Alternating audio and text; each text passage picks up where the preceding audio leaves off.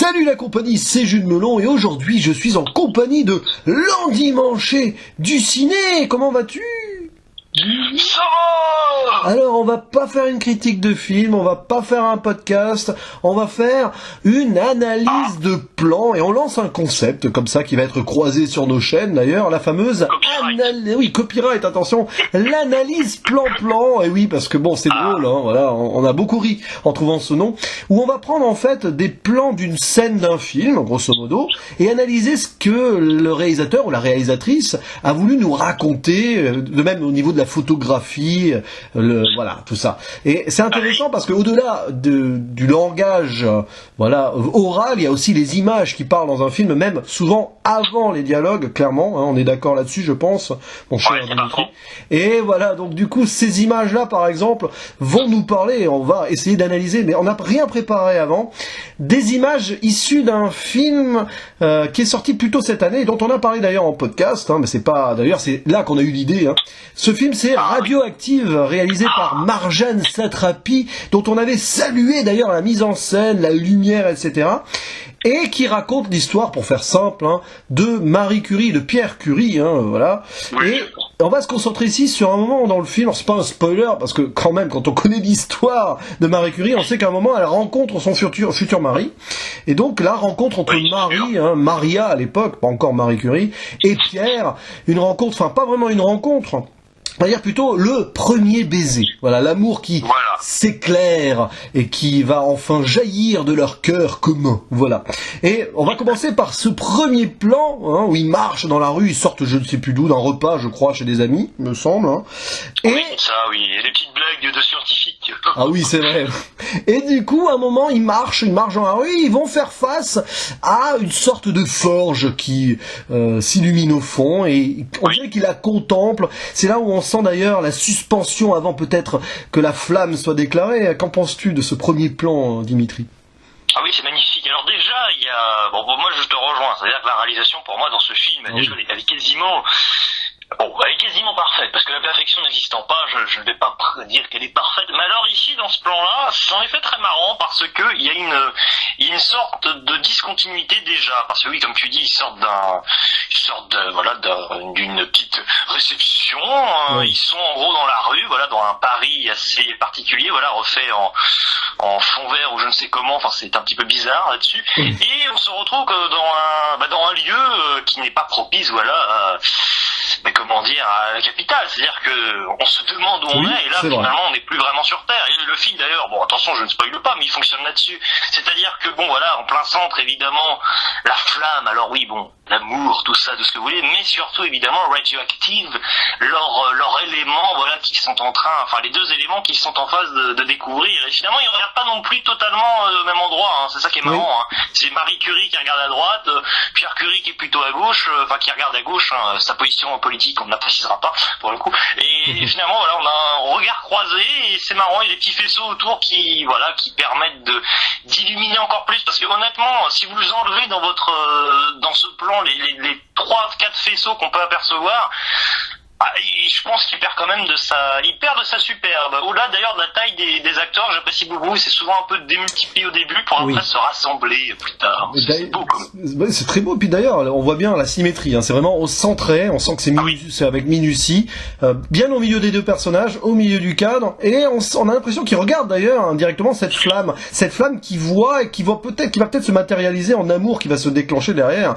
C'est un peu ça peut-être. D'ailleurs on remarque, hein, photographie, lumière ici, évidemment, c'est beaucoup plus éclairé que ça le serait en vrai, hein. Voilà. Oui, mais ça je préfère, hein, je le cache pas, parce que quand je ne vois rien, en général, ça a tendance à m'agacer. Donc même si c'est pas très naturel, moi je préfère cela quand même, moi j'avoue. Voilà, mais on sent la position des personnages qui ont quelque chose, qui vont se dire quelque chose, on le sent là, voilà. Et après, bon, on va passer au plan d'après, où ils se retournent face à face et ils commencent à se prendre la main, et ça y est, quelque chose qui naît et qui jaillit, hein, regardez, des mains des deux personnages, la flamme est derrière, et là, c'est clair, hein, c'est la naissance de quoi, mon cher Dimitri? C'est la naissance de la haine, non, je ça pourrait, mais là, pour le coup... Voilà, c'est l'amour. C'est l'amour, la passion qui commence à jaillir de leurs mains, c'est ça, bon, ça paraît assez classique et cliché dans un sens, mais encore faut-il y penser et bien filmer la scène, hein, c'est pas évident, hein.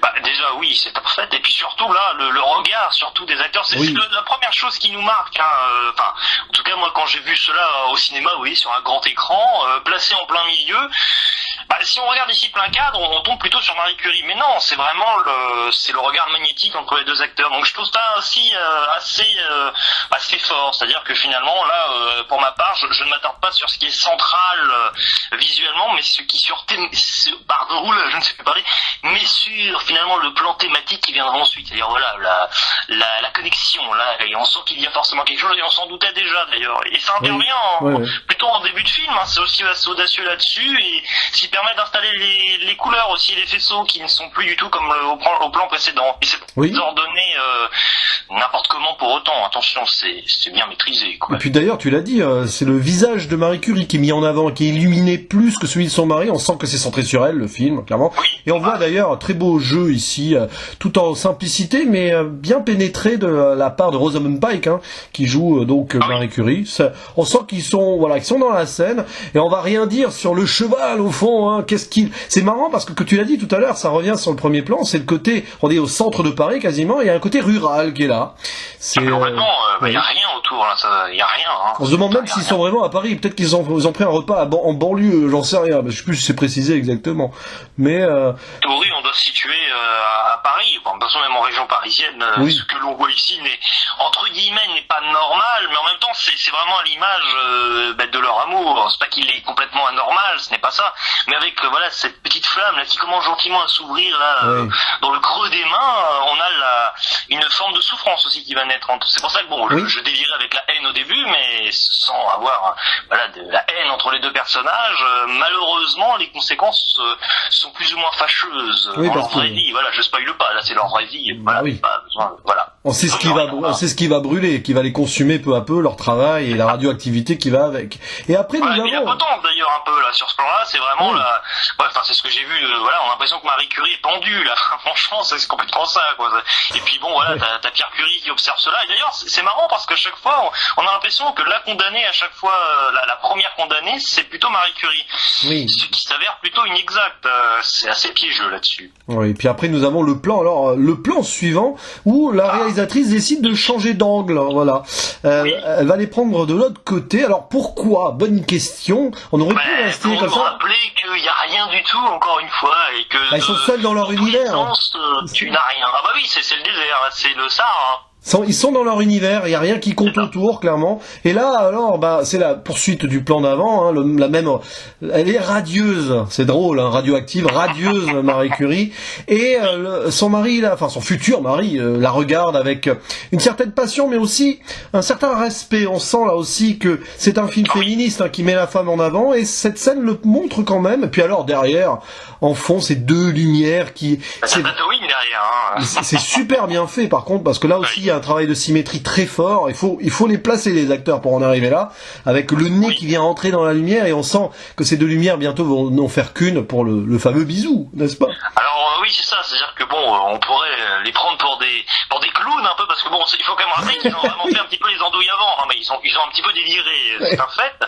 Et comme tu le dis, moi, ce que j'aime beaucoup avec ce film féministe, voilà, c'est bon, on constate quand même, alors attention, visuellement, là, la supériorité apparente de masculine, mais évidemment, avec ce respect, comme tu le dis, le féminisme l'emporte, si vous voulez, parce que bon, là, un film féministe, ce n'est pas, voilà, pour moi, les hommes sont tous des abrutis, ne comprennent rien, donc les femmes, par définition, sont meilleures que les hommes. Ça marche pas comme ça, un film féministe, c'est de plus subtil. Et là, finalement, eh bien, visuellement, c'est ce à quoi on assiste. Et là, on voit le personnage de Marie Curie, mais on voit surtout une actrice qui rayonne. Ça, c'est complètement l'idée, hein. C'est vraiment, et puis même d'ailleurs aussi un point important, c'est qu'on voit rarement quand même le visage de Pierre Curie. Oui. Alors, on a du mal à discerner, c'est aussi parce que plus tard dans le film, il va y avoir un petit problème, on va dire, d'apparence et de ressemblance entre son mari et la perception que la femme en a. C'est-à-dire que Marie Curie en a, tout simplement. Mais c'est vrai, bah là encore une fois le jeu de lumière sur le visage de Marie Curie, c'est elle l'héroïne du film, hein, clairement. Ah oui. Et là C'est bon. intimiste, hein. Ah oui. Les ténèbres, non, mais on a l'impression que le film pourrait se terminer comme ça en fondu, hein. Vraiment, hop, c'est tout noir, terminé, à bientôt. Ouais, c'est vrai. Puis alors, ils sont seuls au monde, quoi. Donc c'est vrai que tout ce qui peut être autour ne compte pas, si ce n'est la lumière qui est sur eux. C'est comme des spots d'un projecteur derrière, hein, un petit peu. C'est ça. Et les deux éléments qu'ils ont trouvés, hein, oui. entre autres, bon, bah, vous avez deux cercles, hein. Le radium et le polonium, c'est un peu ça. Et c'est marrant parce que c'est à la fois, ils sont à la fois éclairés, mais il y a une forme d'intimisme. Donc c'est un beau jeu là-dessus. Puis alors, et après, il y a le plan final de cette petite scène qui est, alors, ils s'embrassent, forcément, on s'attend à ce qu'ils s'embrassent. Mais là, à ce moment-là, Marjane Satrapi décide de revenir sur le plan initial. La caméra s'est rapprochée un petit peu, hein, il me semble aussi. Et alors? Oui, complètement, ouais. Le jeu de lumière de la flamme jaillit encore plus, on la voit, elle explose derrière. C'est l'amour qui se révèle complètement. Et alors, je ne sais pas si ça a été fait volontairement, si c'est le cas, c'est du génie, mais on voit la séparation. Le menton de Pierre Curie était complètement... on dirait Lucky Luke dans les premiers albums, un petit peu. Bah c'est sa barbe en fait, je crois, non? Mais... Oui, mais bon, non, mais d'accord, je veux dire, une barbe comme ça, c'est un peu bizarre, quoi. Et du coup, bah vous le voyez par de vos yeux, hein, c'est que il y a un cœur de flamme, hein, le cœur de feu entre eux quand ils s'embrassent. C'est quand même, stylistiquement, j'ignore si c'est volontaire. Là, c'est très compliqué de l'imaginer. Je pense que oui, quand même. Mais alors, si c'est volontaire, c'est bien joué parce qu'ils ont dû quand même bien millimétrer la scène, placer les acteurs d'une certaine façon, donc c'est possible. Peut-être qu'ils ont retouché derrière un petit peu aussi en post-prod, je ne sais pas, mais c'est magnifique, quoi. Le cœur, c'est le cœur qui brûle pour eux. Ils ont un seul cœur pour deux, le cœur pour la science et le cœur pour la passion qui se déchaîne. Et c'est bon, là pour le coup, le fait que la forge, la flamme explose derrière, c'est volontaire. Et voilà comment on met en scène la passion, hein, tout simplement, la passion naissante. Oui.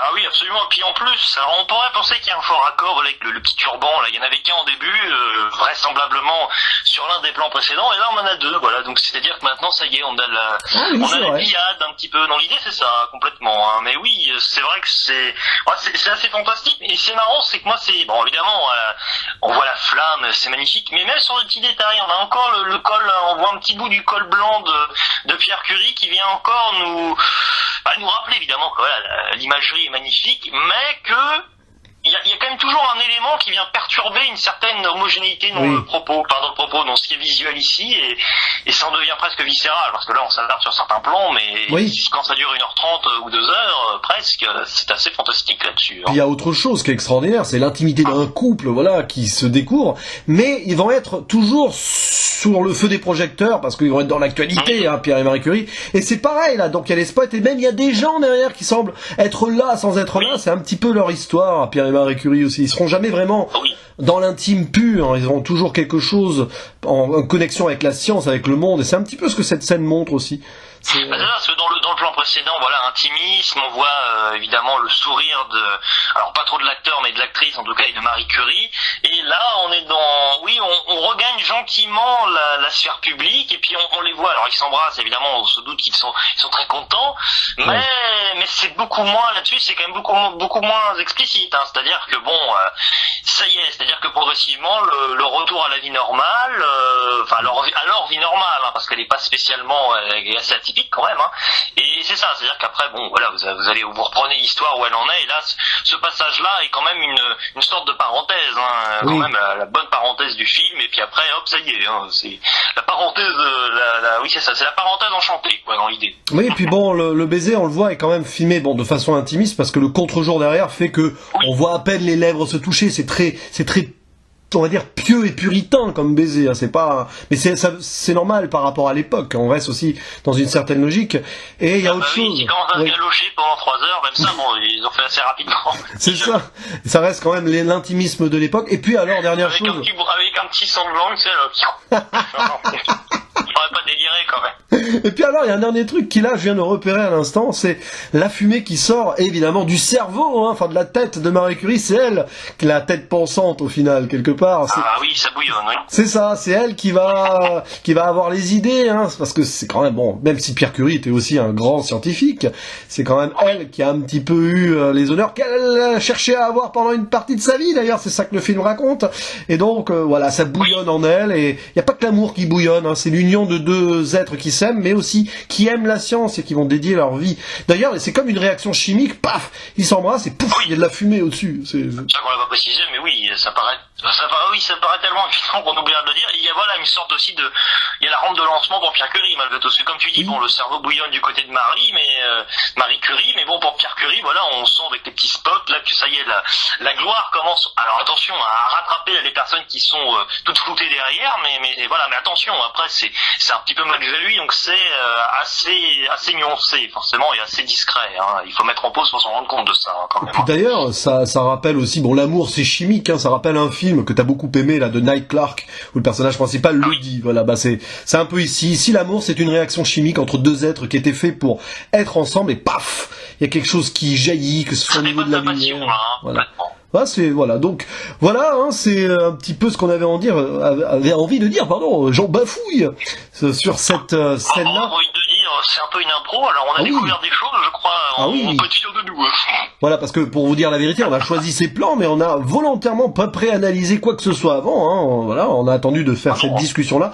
Et bon, vous savez, ce petit concept qu'on a donc avec Long Dimanche et le Ciné, c'est à la fois sérieux, hein, c'est de l'analyse de cinéma, c'est voir notre interprétation qui n'est que la nôtre, peut-être qu'on surinterprète aussi, sûrement, mais c'est ça aussi la magie des images, c'est qu'on peut interpréter ce qu'on veut, puis voilà, sur aussi le ton décalé, parce que voilà, on n'est pas là non plus, je vous rassure, à mettre des pauses à chaque film pour analyser, mais des fois il y a un plan, voilà, il y a un plan qui nous marque, et là c'était le cas. Moi, là pour le coup c'est moi, hein, c'est ce plan-là qui m'avait marqué, je l'avais filé, et quand on en fera, voilà, on a prévu un C4, une autre analyse plan-plan, où là c'est toi qui a eu le plan en tête, donc voilà. C'est ça, et puis bon, ça arrive rarement, c'est-à-dire que là on prend quand même des films qu'on apprécie pour ces plans, parce qu'on va pas s'amuser à faire ça. Bon, je ne vais pas décrédibiliser le lion, mais là je vois pas trop de plans à faire analyser pour le coup. Je veux dire, on peut toujours, hein, mais là c'est quand même, c'est tellement profond et tellement marquant sur le moment que des petites mises en pause, eh bien là, s'imposent.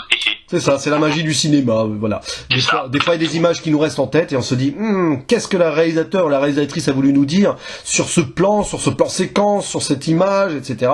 Ben voilà un exemple ici, un parmi tant d'autres. On espère en tout cas que, voilà, n'hésitez pas en commentaire à dire ce que vous en avez pensé, juste de ce que vous avez pensé de ces images, hein, surtout, pas de notre analyse, parce que finalement, notre analyse, au final, elle est plan-plan, n'est-ce pas? Voilà. Bon, du coup, il ne reste plus qu'à faire le petit mot de la fin habituel, hein, le fameux.